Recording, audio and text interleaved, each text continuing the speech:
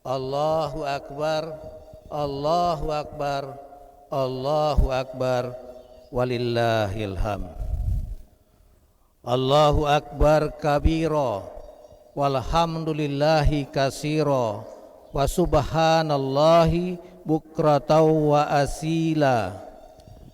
La ilaha illallah wa la na'budu illa iyyahu mukhlisina lahuddin walau karihal kafirun. La ilaha illallah wahdah sadaqa wa'adah wa nasara abadah wa azza jundah wa hazamal ahzaba wahdah. La ilaha illallah wallahu akbar, Allahu akbar, walillahil hamd. Alhamdulillahillazi ja'ala hadzal yauma idal lil muslimin wa ja'ala ibadatal hajj wa idal adha min sya'airillah wa ihya'aha min taqwal qulub. Asyhadu an la ilaha illallah wahdahu la syarikalah wa asyhadu anna muhammadan abduhu wa rasuluhul mab'usu rahmatan lil alamin. Allahumma sholli wa sallim wa barik ala Muhammadi wa ala alihi wa sahbihi ajmain. Ibadallah, usikum wa nafsi bitaqwallah wa ta'atihi la'allakum tuflihun. Wa qala Allah ta'ala fi kitabihil karim, a'udzu billahi minasy syaithanir rajim. Bismillahirrahmanirrahim. Kuntum khaira ummatin ukhrijat linnas ta'muruna bil ma'ruf wa tu'minuna billah. A'udzu billahi minasyaitonir rajim. Wa izibtala Ibrahima rabbuhu bikalimatin fa atammahun qala inni ja'iluka linnasi imama qala wa min zurriyyati qala la yanalu ahdiz zalimin. Sadaqallahul azim.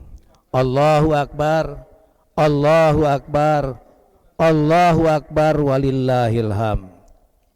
Kaum muslimin dan muslimat, jemaah salat Id lingkungan Masjid Al-Furqan yang dirahmati Allah. Segala puji, puja dan syukur hanya bagi Allah Sang Khalik, Rabb pencipta dan pengendali seluruh alam semesta. Di dalam tangannya lah seluruh kejadian berjalan dengan seimbang, teratur dan berirama. Melalui izin dan kehendaknya, semua peristiwa di alam jagat raya terjadi dengan skenario yang canggih dan cermat, dengan ketelitian yang tidak terbayangkan. Kita bersaksi bahwa tiada ada Tuhan selain Allah yang Maha Kuasa, dan kita bersaksi bahwa Muhammad adalah utusan Allah dan hambanya. Saudara-saudaraku kaum muslimin dan muslimat, jamaah salat Id yang berbahagia, di pagi hari yang hikmat dan cerah ini, umat Islam di seluruh dunia berbondong-bondong datang ke tempat terbuka sambil terus-menerus memuji-muji dan mengagungkan kebesaran Allah Subhanahu wa taala. Bibir mereka bergetar melafazkan kalimat takbir, tahlil, tahmid, tasbih, dan hati mereka yang bening, hati yang senantiasa berusaha untuk ikhlas dan berserah diri kepada Allah, sebagaimana yang telah dicontohkan oleh Rasul kesayangan Allah Nabi Ibrahim alaihissalam, senantiasa bergetar mengingat dan meyakini kebesaran Allah Subhanahu wa taala. Nabi Ibrahim, beliaulah nabi yang namanya dipakai sebagai nama surat ke-14 di dalam Al-Qur'an. Nabi Ibrahim, beliaulah nabi yang namanya disebutkan puluhan kali di dalam Al-Qur'an.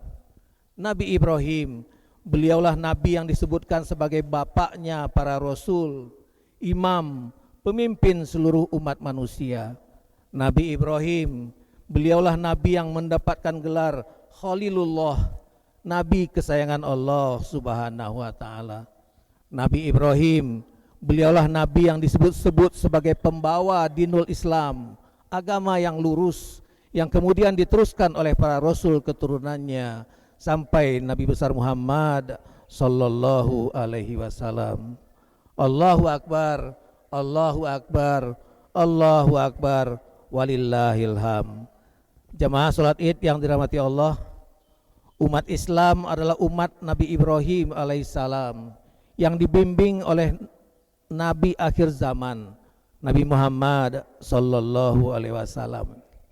Inilah umat yang disebutkan di dalam Al-Quran sebagai umat teladan, khairu ummah, umat terbaik yang pernah dilahirkan, umat yang mengajak kepada kebaikan dan perbaikan tatanan kehidupan, umat yang mencegah segala kemungkaran agar manusia terhindar dari pemberitaan, umat yang yakin, yang mengarahkan dan menyerahkan seluruh hidup dan kehidupannya hanya untuk mengabdi kepada Allah Subhanahu wa Ta'ala, Allah yang Maha Esa lagi Maha Perkasa, guna mencapai kehidupan bahagia dalam artian yang sesungguhnya, baik di dunia terlebih lagi di akhirat. Jamaah salat Id yang dirahmati Allah, sejak dikukuhkan sebagai Khalilullah, hati Nabi Ibrahim selalu ingin dekat dengan Allah, dan untuk kedekatan itu ujian demi ujian beliau hadapi dengan tabah dan sabar. Dari berbagai ayat-ayat di dalam Al-Quran terungkap bahwa Nabi Ibrahim tergolong seorang pemimpin yang cerdas dan jenius, yang rela berkorban dalam pengabdiannya kepada Allah. Di masa mudanya, dalam kepala beliau telah berkecamuk konflik antara pikiran warasnya dengan situasi masyarakat yang menganut paham penyembah berhala. Tidak masuk dalam akal pikiran beliau ketika memperhatikan umat saat itu, termasuk bapaknya sendiri yang ahli membuat patung, menyusun patung-patung tersebut dengan rapi, kemudian secara bersama-sama menyembahnya. Karena tidak setuju dengan yang dilakukan umatnya, semua patung-patung tersebut beliau hancurkan, dan akibatnya beliau dibakar di dalam unggunan api bernyala-nyala yang disiapkan oleh Raja Zalim Namruj. Semua perlakuan kejam itu dijalani beliau dengan tenang dan ikhlas, karena beliau betul-betul yakin akan kemahakuasaan Allah. Dan sejarah menjelaskan kepada kita bahwa Nabi Ibrahim diselamatkan dari kobaran api yang bernyala-nyala itu, yang dengan izin Allah api yang panas berubah menjadi dingin. Al-Quran surat Al-Anbiya ayat 69. Jamaah yang dirahmati Allah, gambaran ujian dan pengorbanan besar lain yang dialami oleh Nabi Ibrahim digambarkan Allah dengan sangat indah di dalam Al-Quran surat As-Saffat surat ke-37 ayat 100 sampai 107, yang artinya, ya Tuhanku, anugerahkanlah kepadaku seorang anak yang termasuk orang-orang yang soleh, maka kami beri dia kabar gembira dengan seorang anak yang amat sabar, yaitu Ismail. Maka tatkala anak itu telah sampai pada umur sanggup berusaha bersamanya, Ibrahim berkata, wahai anakku, sesungguhnya aku melihat dalam mimpi bahwa aku mengorbankan engkau dengan menyembelihmu, maka pikirkanlah bagaimana pendapatmu. Ia Ismail menjawab, wahai ayahanda, kerjakanlah apa yang diperintahkan Allah kepadamu, insya Allah engkau akan mendapatkan aku termasuk orang-orang yang sabar. Tatkala keduanya telah berserah diri dan Ibrahim membaringkan anaknya atas pelipisnya, nyatalah kesabaran keduanya, dan kami panggillah dia, wahai Ibrahim, sungguh engkau telah membenarkan mimpi itu. Sungguh demikianlah kami memberi balasan kepada orang-orang yang berbuat baik. Sesungguhnya ini benar-benar ujian yang nyata, dan kami tebus anak itu dengan seekor sembelihan yang besar. Jemaah yang dirahmati Allah, dialog antara sang ayah Ibrahim alaihissalam dan anak Ismail alaihissalam di atas pada dasarnya menggambarkan bagaimana ikhlas dan ridhonya kedua insan bertakwa itu menjalani ujian yang berat dari Allah Subhanahu wa Ta'ala, khususnya pengorbanan, dan alhamdulillah mereka lulus dari ujian itu. Allahu Akbar, Allahu Akbar, Allahu Akbar, walillahil ham. Jemaah salat Id yang dirahmati Allah, kita bisa melihat lebih jauh lagi karakter dan kepribadian Nabi Ibrahim alaihissalam sebagai pemimpin. Dengan lulusnya beliau menghadapi ujian-ujian lainnya dari Allah Subhanahu wa Ta'ala, sebagaimana kita simak dalam Al-Quran surat Ali Imran ayat 67-68 yang yang berarti.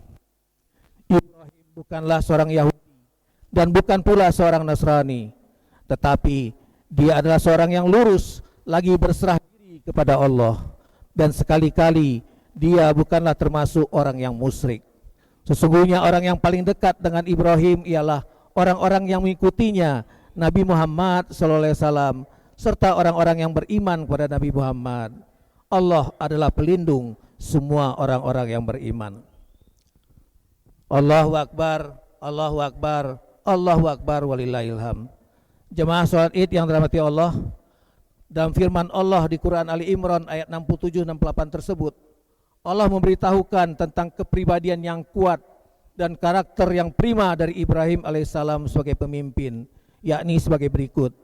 Yang pertama, bukan pengikut Yahudi dan Nasrani.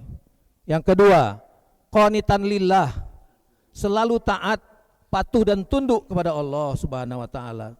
Yang ketiga, hanif, keberpihakannya hanya kepada kebenaran. Yang keempat, syakiron, selalu mensyukuri nikmat-nikmat Allah. Yang kelima, seorang muslim yang kholis, ikhlas berkorban untuk umat.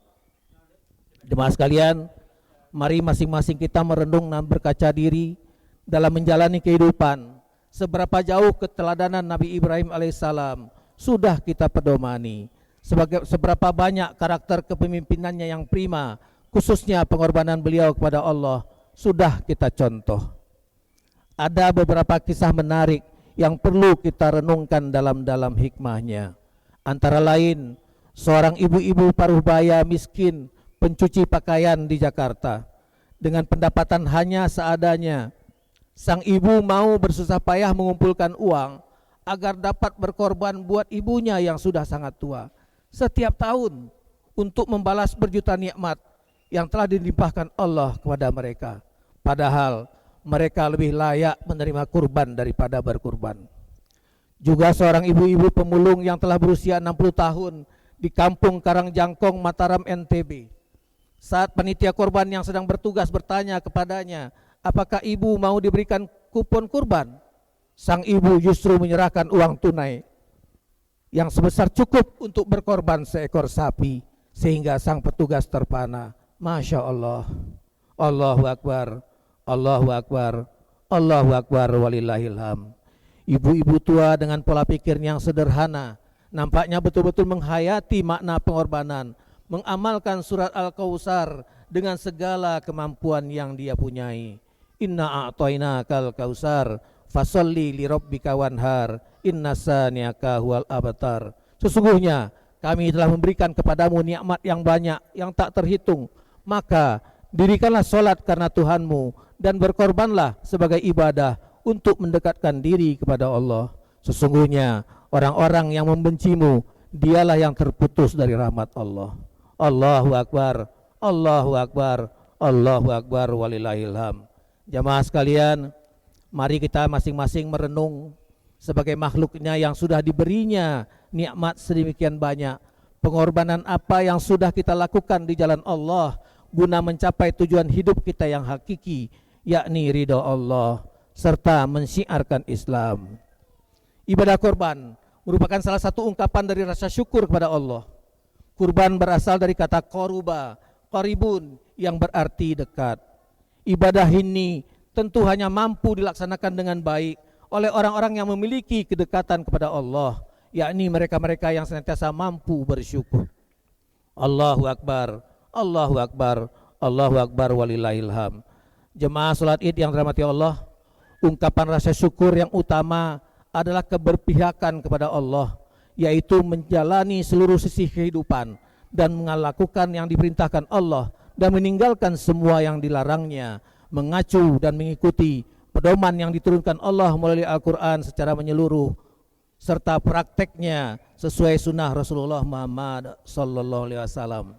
Apapun usaha yang kita lakukan dalam berbagai profesi, seorang pegawai negeri sipil, karyawan, pengusaha, pendidik, ibu rumah tangga, pedagang dan lain-lain, semuanya harus mengacu pada tuntunan yang ada di dalam Al-Quran dan sunnah Rasulullah Muhammad SAW agar selamat mencapai tujuan akhir hidup dari kita, yaitu ridho dari Allah Subhanahu wa taala. Allah Subhanahu wa taala telah mengingatkan dengan firman-Nya dalam Al-Qur'an surat Thaha ayat 123 124 yang maknanya Allah berfirman, "Turunlah kalian berdua, Adam dan Hawa, dari surga bersama-sama. Sebagian kamu akan menjadi musuh bagi sebagian yang lain. Jika datang kepadamu petunjuk dariku, maka ketahuilah barang siapa yang mengikuti petunjukku, dia tidak akan sesat dan tidak akan celaka. Dan barang siapa yang berpaling dari peringatanku, maka sungguh dia akan menjalani kehidupan yang sempit dan kami akan mengumpulkannya pada hari kiamat dalam keadaan buta."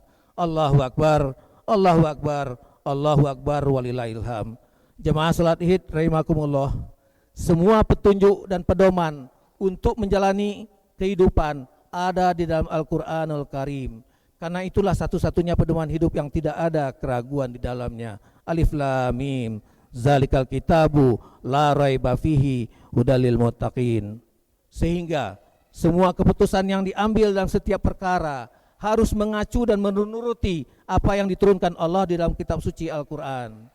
Apabila berpaling dari pedoman Allah atau tidak mengambil keputusan mengacu pada apa yang diturunkan Allah, maka kita tidak hanya akan menjalani kehidupan yang sempit, bahkan Allah mengancam dan menggolongkan orang-orang tersebut sebagaimana yang disampaikan dalam Al-Quran surah Al-Ma'idah ayat 44, 45 dan 47 yang bermakna, barang siapa yang tidak mengambil keputusan dengan apa yang telah diturunkan Allah, maka mereka itulah orang-orang kafir.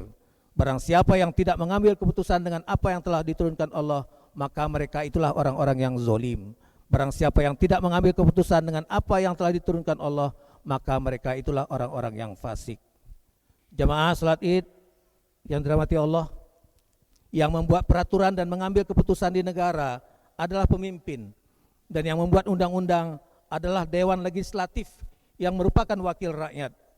Jadi alangkah besarnya resiko dan beratnya tanggung jawab yang harus dipikul oleh seorang pemimpin dan wakil rakyat, sebagaimana yang disampaikan Allah melalui surat Al-Maidah tersebut, bahwa aturan yang digunakan dan undang-undang yang dibuat untuk mengambil keputusan apabila tidak sesuai dengan apa yang telah diturunkan Allah melalui ayat Al-Quran, maka mereka termasuk orang-orang yang kafir, orang-orang yang zolim, orang-orang yang fasik. Na'udzubillah min zalik. Jemaah sekalian, sungguh sangat ironis akhir-akhir ini banyak sekali di antara saudara kita yang malah mengajukan diri untuk dipilih menjadi pemimpin, untuk dipilih menjadi wakil rakyat, sementara sebetulnya tanggung jawab dan amanah yang harus dilaksanakan demikian berat. Saat sedang marak-maraknya pelaksanaan pemilihan pemimpin di daerah-daerah, sering kita saksikan kadangkala segala daya dan upaya dilakukan agar bisa berhasil menjadi seorang pemimpin tanpa menghiraukan tata cara, tanpa menghiraukan hubungan silaturahim antar sesama, tanpa menghiraukan aturan, tanpa menghiraukan tata krama yang sebetulnya sudah menjadi budaya bangsa kita. Dan yang paling utama, tanpa mengikuti aturan dan pedoman yang telah digariskan Allah melalui Al-Quran dan Sunnah Rasulnya. Maka dapat kita saksikan semua penyimpangan terjadi, kekayaan rohani dan jiwa bangsa telah merosot ke titik yang paling rendah.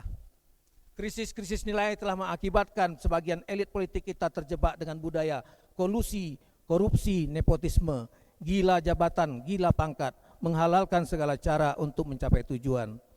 Dengan berbagai peringatan dari Allah, terakhir melalui virus corona yang masih berlangsung sampai saat ini, sudah seharusnya kita bertindak untuk segera kembali ke pedoman dan petunjuk yang telah disampaikan Allah tentang tata cara pengangkatan pemimpin, seperti ketika Allah akan mengangkat Ibrahim menjadi pemimpin atau imam bagi manusia yang dijelaskan dalam Al-Quran surah Al-Baqarah ayat 124, sebagaimana yang kita bacakan pada mukadimah khutbah pada hari ini, yang artinya, dan ingatlah ketika Ibrahim diuji Tuhannya dengan berbagai kalimat perintah dan larangan, lalu Ibrahim menunaikannya.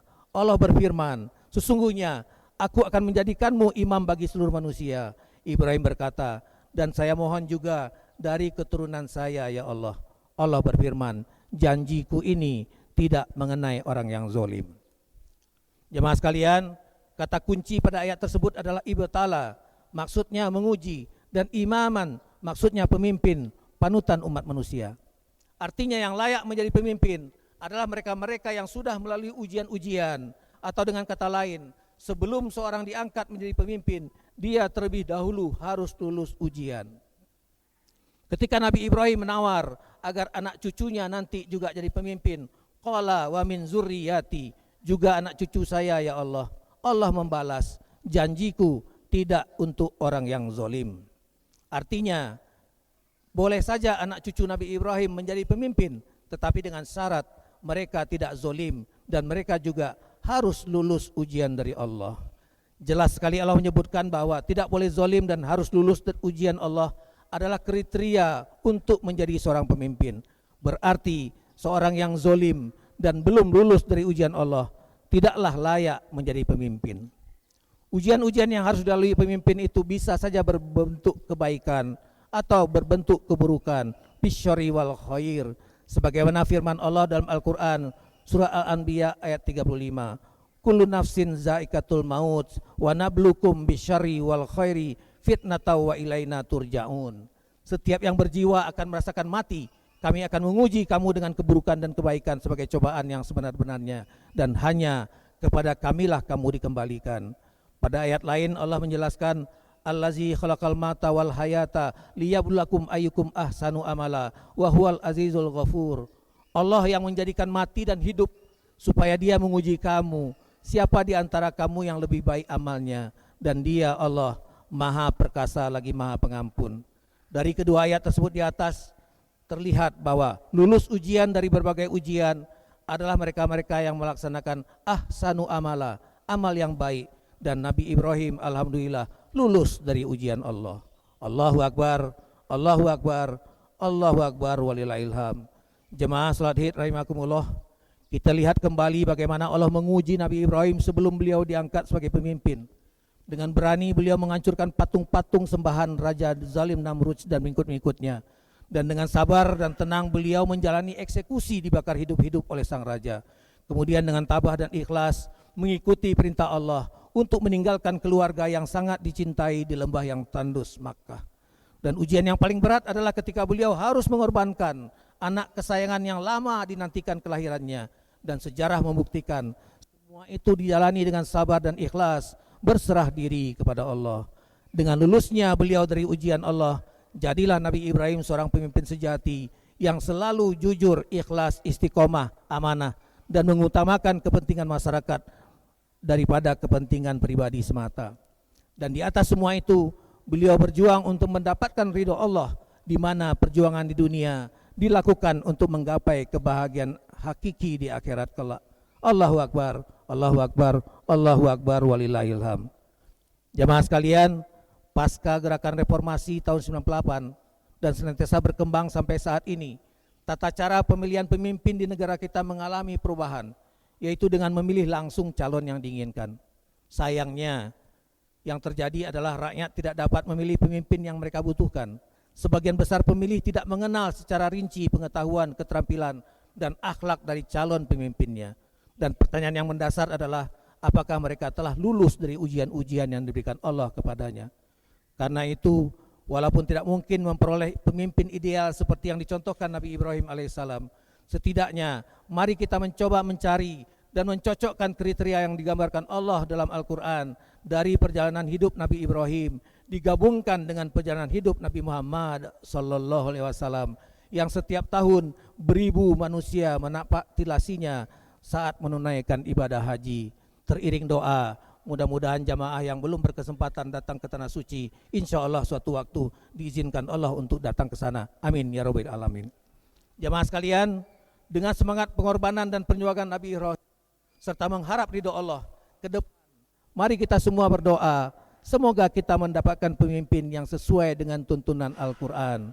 Untuk kita pahami bersama bahwa pengorbanan tidak hanya dalam bentuk penyembelihan hewan secara ritual, namun lebih lagi kepada kesediaan sang pemimpin untuk senantiasa memegang amanah dengan jujur, dengan ikhlas, istiqomah, amanah, dan lebih mengutamakan kepentingan masyarakat dan generasi penerus daripada kepentingan pribadi atau keluarga semata. Dan sang pemimpin tersebut akan mengarahkan rakyatnya untuk menggapai takwa, yang dengan takwa tersebut Allah berkenan menurunkan berkahnya dari langit dan dari bumi. Amin, amin ya rabbal alamin.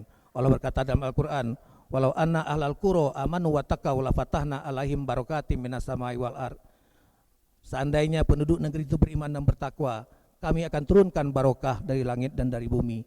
Walakin kazzabu fa akhadnahum makan yazibun. Tetapi kalau mereka mendustakan ayat-ayat kami, maka siksa kami sangatlah pedih. Jamaah yang dirahmati Allah, demikianlah uraian khutbah Idul Adha pagi ini. Mudah-mudahan dapat menjadi motivasi bagi kita semua dalam rangka memaknai hikmah Idul Adha berupa pedoman untuk memilih pemimpin dan pengabdian sang pemimpin yang diwujudkan dengan kesediaannya untuk berkorban guna kemaslahatan masyarakat dan syiar Islam. Allahu Akbar, Allahu Akbar, Allahu Akbar walillahil hamd. Akhirnya sebagai penutup khutbah Id ini, mari kita bermohon, menengadahkan tangan, berdoa, menyampaikan pinta kepada Allah Subhanahu wa taala dengan segala kerendahan diri dan hati yang tulus. Semoga Allah Subhanahu wa taala berkenan mengabulkannya. Amin ya rabbal alamin. A'udzubillahi minasyaitonirrajim. Bismillahirrahmanirrahim. Alhamdulillahirabbil alamin. Arrahmanirrahim. Maliki yaumiddin. Iyyaka na'budu wa iyyaka nasta'in. Ihdinas siratal mustaqim. Siratal ladzina an'amta 'alaihim ghairil maghdubi 'alaihim waladdallin. Amin. Hamdan syakirin ya Allah, hamdan naimin, hamdan yu'afi ni'mahu yukafihu mazidah. Ya Rabbana walakal hamdu walakal syukru kama yanbaghi li jalali wajhikal karimi azimi sultanik. Allahumma sholli ala Muhammadi wa ala alihi wa sahbihi ajma'in. Allahumma a'inna ala zikrika wa syukrika wa husna ibadatik. Ya Allah, segala puji dan puja hanya layak bagimu. Engkau yang menghidupkan kami, dan Engkau pula yang akan mematikan kami pada saatnya. Perkenankan kami menyampaikan doa dan memohon pinta.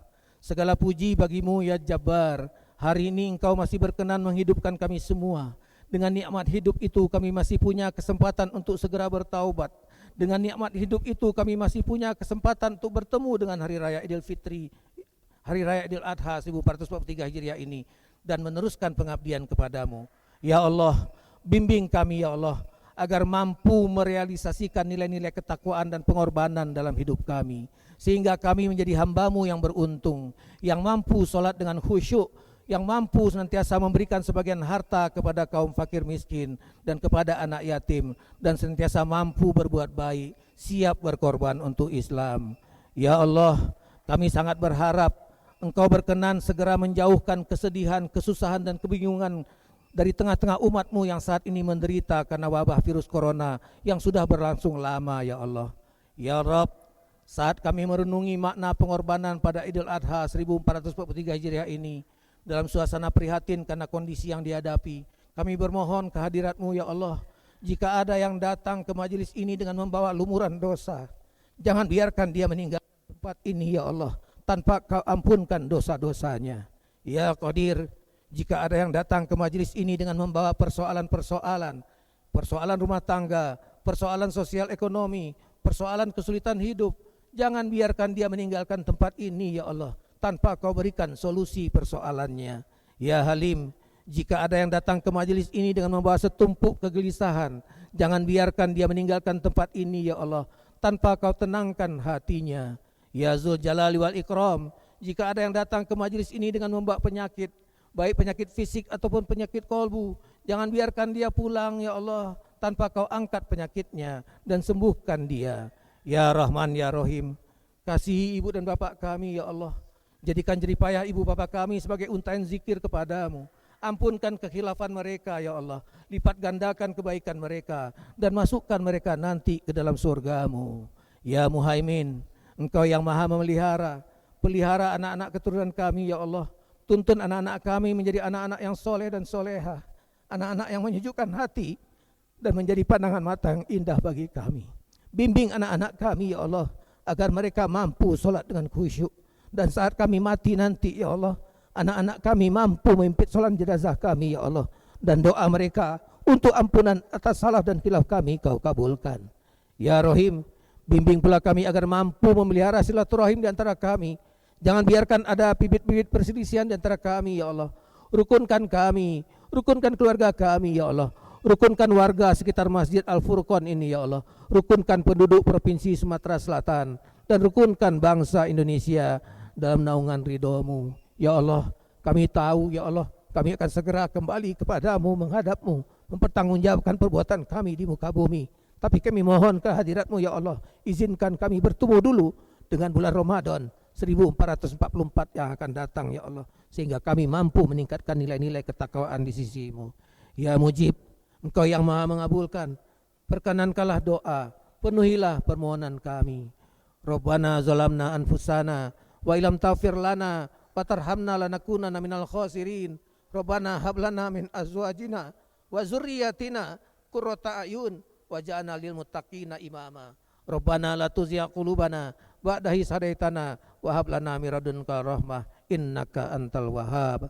Rabbana atina fid dunya hasanah wa fil akhirati hasanah wa qina azabannar wa adkhilna jannata mal abror ya aziz ya ghafar ya rabbal alamin.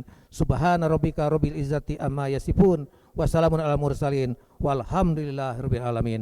Allahu akbar, Allahu akbar, Allahu akbar, walillahil hamd. Assalamualaikum warahmatullahi wabarakatuh.